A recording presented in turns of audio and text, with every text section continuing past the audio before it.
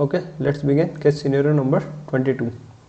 ठीक है, अगर क्वेश्चंस नहीं पढ़ेंगे डायरेक्ट केस स्टडी, मतलब क्वेश्चंस डायरेक्ट करके देखते हैं। अगर केस स्टडी का रेफरेंस लेना पड़ा तो हम आ जाएंगे केस स्टडी देखने के लिए। With respect to auditor conclusion, ठीक है, with respect to auditor conclusion relating to risk of material misstatement due to fraud.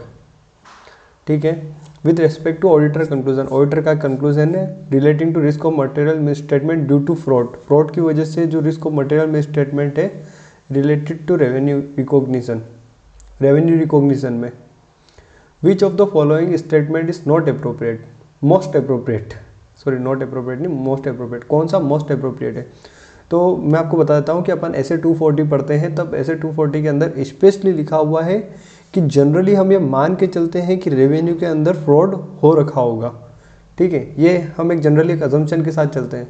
तो इसलिए क्या है ना कि हमें रेवेन्यू पे स्पेशली ध्यान देना पड़ता है और उसका ना स्पेशली स्पेशल डॉक्यूमेंटेशन करके ही चलते हैं सारी चीज़ों का। तो रेवेन्यू में हम स्पेशली मान के चलते हैं कि फ्रॉड कमिट हुआ होगा। तो उसके रिगार्डिंग हमें मोस्ट अप्रोप्रिएट आंसर बताना है कि मोस्ट अप्रोप्रिएट आंसर क्या होगा। ठीक है, तो ए वाला पढ़ते हैं। The auditor needs to document reasons for arriving at conclusion, auditor को डॉक्यूमेंट करना पड़ेगा रीज़न कि ये इस कंक्लूजन पे क्यों पहुंचा है कि there is no risk of material misstatement due to fraud related to revenue recognition, revenue recognition में फ्रॉड क्यों नहीं है। ठीक है, रिस्क ऑफ मटेरियल मिसस्टेटमेंट के रिगार्डिंग है ना, तो ये ऑडिटर डॉक्यूमेंट करके चलेगा तो बिल्कुल ठीक बात है, कोई प्रॉब्लम वाली बात नहीं है, ये हम अप्रोप्रिएट है अपने हिसाब से।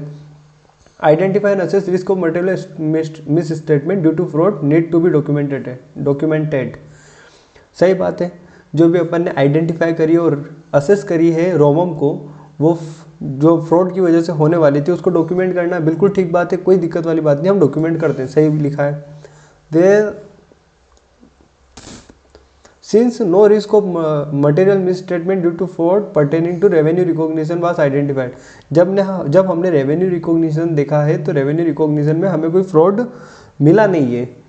ठीक है, तो हम कह रहे हैं कि वहाँ पे कोई रिस्क ऑफ मटेरियल मिसस्टेटमेंट नहीं है।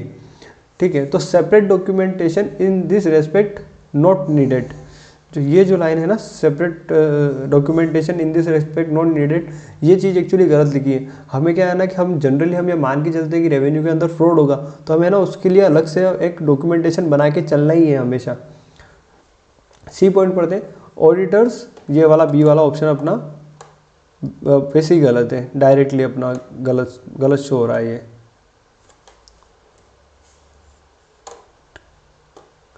फिर सी वाले पे आ जाते हैं, the auditor needs only to document that no risk of material misstatement due to fraud relating to revenue recognition was identified। देखो ऐसी बात नहीं है, जनरली हम रेवेन्यू का भी देखते हैं और बाकी चीज़ों का भी तो देखते हैं। तो रेवेन्यू का तो हमें डॉक्यूमेंट करना ही है, बाकी सारी चीज़ों का भी तो डॉक्यूमेंट करना होगा जहाँ पे फ्रॉड नहीं है या फिर है वहाँ का भी। तो सिर्फ अगर हम रेवेन्यू का करके चलेंगे तो ये भी क्या है ना कि गलत बात है, ये अप्रोप्रिएट नहीं है अपने लिए। The auditor needs to give reference to discussion among engagement team members to document that no risk of material misstatement due to fraud relating to revenue recognition। देखो सिर्फ रेफरेंस देने से काम नहीं चलता है, प्रॉपर डॉक्यूमेंटेशन होना ज़रूरी है। अरे कहाँ जा रहा है, प्रॉपर डॉक्यूमेंटेशन होना ज़रूरी है। तो इसके हिसाब से ना अपना जो आंसर बन रहा है वो अपना आंसर बनता है कौन सा, ए वाला। ठीक है, the auditor needs to document reason for arriving at conclusion that there is no risk of material misstatement due to fraud related to revenue recognition. ठीक है, मैंने अब बाकी के ऑप्शंस भी आपको समझा दिए, ये क्यों नहीं है कि सेपरेट डॉक्यूमेंटेशन नीडेड नहीं है, तो ऐसा नहीं है, सेपरेट डॉक्यूमेंटेशन नीडेड है।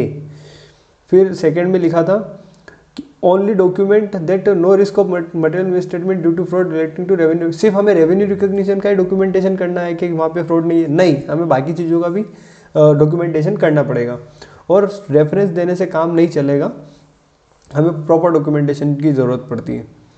ठीक है, तो इसके बाद हम केस MCQ नंबर 2 पे आ जाते हैं।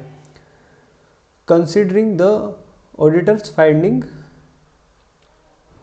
ठीक है, considering the auditor finding related to inventory quantities, जो इन्वेंट्री क्वांटिटी है वहाँ पर ऑडिटर की जो फाइंडिंग्स है उसको कंसिडर करते हुए which of the following is not likely to be an appropriate response.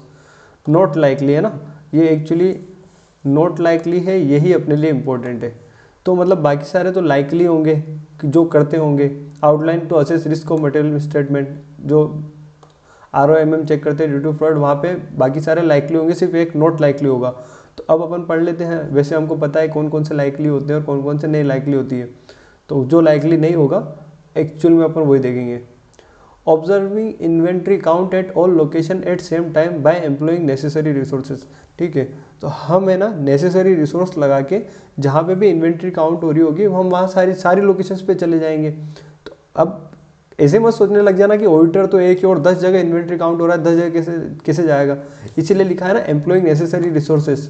भाई जहाँ पर तुम जा सकते हो वहाँ पे तुम चले जाओ, जहाँ पे तुम नहीं जा सकते वहाँ पे अपने जो पर्सन्स हैं, टीम मेंबर्स हैं, एंगेजमेंट टीम्स के जो मेंबर्स हैं उनको भेज दो ना। 10 अलग अलग लोकेशन पे 10 अलग अलग बंदे जाके इन्वेंट्री को चेक कर देंगे, जहाँ पे इन्वेंट्री काउंट चल रहा होगा लोकेशन सेम टाइम पे सेम डेट पे। कि 31 मार्च को चल रही है तो 31 मार्च को आप एक लोकेशन पे हो, बाकी के बंदे अलग लोकेशंस पे हैं। तो ये वाला प्रोसीजर हम करते हैं, ये एक अप्रोप्रिएट प्रोसीजर है। Observing inventory count at certain location after prior intimation. Second option लिखा है कि इन्वेंट्री काउंट्स को जो सर्टेन लोकेशंस पे पड़ी हुई है अपन है ना प्रायर इंटीमेंटेशन के बाद में वहाँ जाके काउंट कर लेते हैं। प्रायर इंटीमेंटेशन का मतलब है कि पहले अपन बता देते हैं मैनेजमेंट को कि हम इस लोकेशन पे जाके यहाँ पे इन्वेंट्री काउंट करेंगे। ठीक है, तो अगर हम ऐसे बता देंगे तो फिर तो क्या है ना कि मैनेजमेंट पहले ही वहाँ पे अगर फ्रॉड कर रखा होगा उसने कुछ, तो इन्वेंट्री को वह एकदम बिल्कुल मैनिपुलेट कर देगा वहाँ पे। मैनिपुलेट इन द सेंस कि अगर वहाँ पे इन्वेंट्री कम होगी और बुक्स में ज़्यादा शो हो रही होगी तो वो बाकी की जो इन्वेंट्री डेविएशन आ रहा होगा वो वहाँ पे पहले ही सेट कर देगा बाकी की इन्वेंट्री भी। मतलब अल्टीमेटली मैनेजमेंट क्या है ना कि मैनेजमेंट को टाइम मिल जाएगा अपना फ्रॉड छुपाने का। तो ये वाला जो प्रोसीजर है ये वाला जो प्रोसीजर है यही वाला अपने लिए लाइकली नहीं है। ठीक है, अपन बाकी के भी दो पढ़ लेते हैं। More rigorous examination is of packed item during observing inventory count process. मतलब है ना हम थोड़े टफ प्रोसीजर करेंगे एग्जामिन करने के जो पैक्ड आइटम्स है, जो आइटम पैक्ड है उनको ऑब्जर्व करेंगे ना इन्वेंट्री काउंट में, तो वहाँ पे हम थोड़ा टफ प्रोसीजर लगा देंगे। तो ठीक बात है ना, टफ प्रोसीजर लगा देंगे इन द सेंस कि भाई यार खोल के चेक कर लेते हैं 1-2 पैकेट्स एकदम रेंडमली, तो कोई दिक्कत वाली बात नहीं है। ये प्रोसीजर तो बिल्कुल लाइकली प्रोसीजर है कि भाई यार फ्रॉड तो नहीं हो रहा है, पता चल रहा है कि डब्बे खाली के खाली जा रहे हैं अपने सामने से और अपन को लग रहा है भरे भरे डब्बे, तो एकदम रेंडमली चेक करते हुए चलो ना कि भाई साहब 8वां 10वां डब्बा चेक कर लिया, फिर 25वां डब्बा चेक कर लिया, फिर जाके 75 नंबर का डब्बा चेक कर लिया। तो इसमें अब मैनेजमेंट को पता नहीं रहेगा कि अपन कौन सा डब्बा चेक करने वाले हैं। तो वहाँ पे जो पैक्ड आइटम्स हैं उनके लिए अपन स्पेशली चेक कर सकते हैं ऐसा। तो ये बिल्कुल ठीक प्रोसीजर है, ये प्रोसीजर अपन कर सकते हैं। Observing inventory count at the end of reporting period to minimise risk of manipulation. ये बात भी सही है कि हम जो इन्वेंट्री काउंट जो ऑब्जर्व करते हैं ना अपन end of the reporting period करते हैं। End of the reporting period इसलिए क्या कोई मैनिपुलेशन नहीं हो, तो मैनिपुलेशन नहीं हो इसकी वजह से अपन मिनिमाइज हो जाए मैनिपुलेशन, मतलब तो मिनिमाइज यानी कम होना ही है। इसका एग्जैक्ट मीनिंग तो ये है कि मैनिपुलेशन नहीं हो eight the end of the reporting period. जैसे रिपोर्टिंग पीरियड एंड होता है हम जाके ऑब्जर्व कर लेते हैं इन्वेंट्री काउंट को कि 31 मार्च हो गया है, तो मतलब जैसे यार 31 मार्च का लास्ट डेट है तो या तो 1 अप्रैल को कर लो या फिर 31 मार्च की शाम को कर लो, तो मिनिमाइज हो जाएगा मैनिपुलेशन, कोई मैनिपुलेट भी नहीं कर पाएंगे उसको। तो अपना जो आंसर बन रहा है कि ये नॉट लाइकली वाला जो है, कौन सा प्रोसीजर नॉट लाइकली है, तो ये बी वाला। ठीक है, तो अब अपन आ जाते हैं सी वाले पे। Which of the following statement most appropriately describe the responsibility of auditor. Auditor की responsibility in relation to compliance with state pollution control legislature and regulations. ठीक है, तो कहीं पे कंप्लायंस करना था लॉ और रेगुलेशन का, जनरली अपन नहीं पढ़ते ना कंप्लायंस ऑफ लॉ और रेगुलेशंस, तो कौन सा मोस्ट अप्रोप्रिएट प्रोसीजर है। तो देखो है ना मोस्ट अप्रोप्रिएट प्रोसीजर जब अपन लॉ का कंप्लायंस करते हैं ना तो हम है ना ऐसा नहीं है कि अपन सफिशिएंट अप्रोप्रिएट ऑडिट एविडेंस वगैरह कुछ कलेक्ट करते हैं, ऐसा कुछ नहीं है। हमारा सिर्फ इतना सा काम है कि हम मैनेजमेंट से जाके क्या है ना इंक्वायरी कर लेते हैं, पहले उनसे इंक्वायरी कर लेते हैं। ठीक है, तो अपना मेन प्रोसीजर ये है कि अपन मैनेजमेंट से इंक्वायरी करेंगे और मैनेजमेंट अपन को बता देगा, हम उसकी बात पे रिलाई कर लेंगे। तो हमें क्या sufficient appropriate evidence needs to be obtained by auditor to verify compliance, ठीक है, ज़रूरी नहीं है। Physical verification of work, physical verification इतनी माथाफोड़ी अपन क्यों करेंगे भाई, एंटिटी पे 15-20 लो लग रहे हैं, हम किस लो का फिजिकल वेरिफिकेशन करने बैठ जाएंगे। और हमें तो इतनी ज़्यादा चीज़ें कि हमें तो खुद को पता भी नहीं होगा कि एंटिटी पे कौन कौन से लो एप्लीकेबल हो रहे होंगे। तो हम तो खाली एक रजिस्टर देकर चेक कर लेंगे, हाँ ठीक है, अगर उसमें भी कोई छूट गया होगा तो अब अपन क्या कर सकते हैं। अपन उसके लिए स्पेशलाइज नहीं है, अपन है ना ऑडिट करने के लिए स्पेशलाइज है और अकाउंटिंग के लिए स्पेशलाइज है, अपन सीए हैं।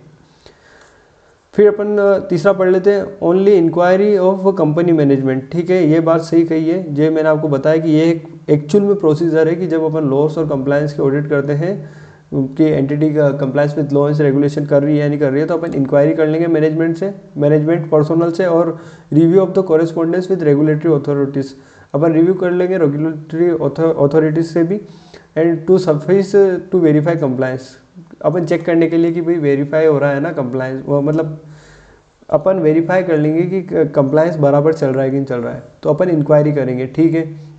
Only physical verification of workability, physical verification करना है ही नहीं अपने को, ठीक है। तो अपना आंसर कौन सा बनता है, सी बनता है थर्ड वाले केस में। फिर जब अपन फोर्थ पढ़ते हैं तो फोर्थ के केस में क्या है, मैं ना पेंसिल से करवाता हूँ, पेंसिल से टिक करवा देता हूँ, इतना अपन माथा फोड़ी नहीं करते हैं। With respect to the auditor observation relating to matter of child labour, मतलब ऑडिटर ने क्या ऑब्जर्व किया है कि भाई कहीं ना कहीं चाइल्ड लेबर इन्वॉल्व हो रही है। अब चाइल्ड लेबर इन्वॉल्व हो रही है मतलब क्या है ना कि एंटिटी के गोइंग कंसर्न पे भी अफेक्ट पड़ सकता है। तो हमें क्या है ना कि और अब अगर पता लग गया है कि अब नॉन कंप्लायंस हुआ है, तो अब अपन फर्दर अपन है ना इन्वेस्टिगेट कर लेंगे, मतलब इन्वेस्टिगेट नहीं करेंगे, फर्दर प्रोसीजर जो भी हो सकता है भाई पॉसिबल इफेक्ट चेक कर लेंगे, ये सारी चीज़ें करेंगे पता लगने के बाद। पता नहीं लगा है तब तक तो अपन इंक्वायरी करके चलते हैं कि भाई तुम्हारे यहाँ पे सब कुछ कंप्लायंस हो रहा है ना, वो बोल देंगे हाँ हो रहा है, तो हम मान के चलेंगे, कोई दिक्कत नहीं है इसमें। तो भाई ऑडिटर ने देख लिया है चाइल्ड लेबर का केस आ गया है, which is the most appropriate, भाई मोस्ट अप्रोप्रिएट अपने को बताना most appropriate course of action क्या होगा for him to proceed in this matter. Child labour का केस है, most appropriate course of action क्या हो सकता है इस मैटर के लिए, he should obtain further information to evaluate the possible effect on financial statement, ठीक है, फर्दर इन्फॉर्मेशन लेगा कि पॉसिबल इफेक्ट क्या है फाइनेंशियल स्टेटमेंट पे। बी वाला, he must report the matter to concern government department, ये मैटर उसको गवर्नमेंट को बताना पड़ेगा। He should obtain further information to evaluate possible effect of financial statement, ठीक है, he should further information to evaluate possible effect of financial statement, सही बात है। Beside he should evaluate implication of non compliance for audit risk assessment, उसको साथ साथ में check करना है कि ये जो नॉन कंप्लायंस है इसका ऑडिट रिस्क असेसमेंट पे क्या फ़र्क आने वाला है, क्या इम्प्लीकेशन आने वाला है। तो है ना, ये वाला प्रोसीजर अपने लिए मोस्ट अप्रोप्रिएट है।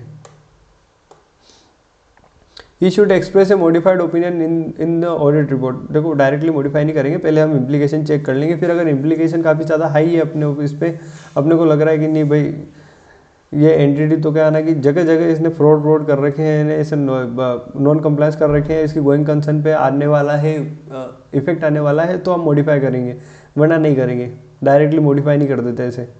तो अपने लिए मोस्ट अप्रोप्रिएट यही वाला बनता है, सी वाला।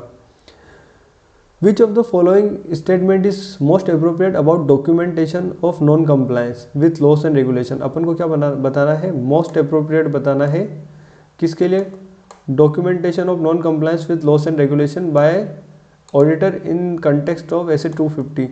मोस्ट अप्रोप्रिएट क्या होता है, देखो है ना, हमें जो भी है ना नॉन कंप्लायंस होने वाले होते हैं, तो जो आइडेंटिफाई नॉन कंप्लायंस होते हैं एज वेल एज जो सस्पेक्टेड नॉन कंप्लायंस होते हैं, दोनों के बारे में अपन को डॉक्यूमेंटेशन करना पड़ता है। तो अब अपन पढ़ लेते हैं, instance of identified non compliance with laws and regulation need to be documented, ठीक है, जो आइडेंटिफाइड है वो तो करना ही पड़ेगा। Instances of suspected non compliance with laws and regulation need to documented, ठीक है। तो यहाँ पे सिर्फ इन्होंने बोला है कि जो आइडेंटिफाइड हुए हैं वो वाले डॉक्यूमेंट करने, यहाँ पर जो है बी वाले में उन्होंने बोला सिर्फ सस्पेक्टेड वाले डॉक्यूमेंट करने, लेकिन हमें दोनों ही डॉक्यूमेंट करने पड़ते हैं। Instance of non compliance with laws and regulation finally determined by court of law need to be documented. भाई ये बोलना चाह रहे हैं कि जो कोर्ट ऑफ लॉ बोलेगा कि ये नॉन कंप्लायंस है वो ही हमें डॉक्यूमेंट करना है। ऐसा नहीं है, हमें जो भी है ना नॉन कंप्लायंस लग रहे हैं, मतलब जो सस्पेक्टेड है और जो आइडेंटिफाइड है, वो सबके हमें डॉक्यूमेंटेशन करके चलना पड़ता है। तो अपना आंसर क्या है, instance of identified as well as suspected. मतलब ये ए वाले पॉइंट के हिसाब से हो गया अपना, ये बी वाले पॉइंट के हिसाब से हो गया अपना, ए और बी दोनों कवर हो गए। मतलब अपने लिए ये भी सही था और ये भी सही था, तो वो दोनों का कवर कहाँ हो रहा है, डी के अंदर। मतलब अपना ऑप्शन जो है instance of identified as well as suspected not compliance with laws and regulation need to be documented, ये वाला होना चाहिए अपना। तो अपना है ना फिफ्थ का आंसर क्या है, डी। ठीक है, फोर्थ का क्या है, सी।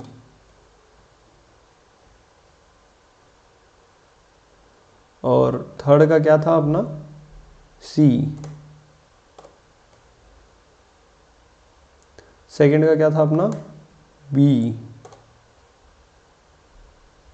और फर्स्ट का क्या है अपना, ए।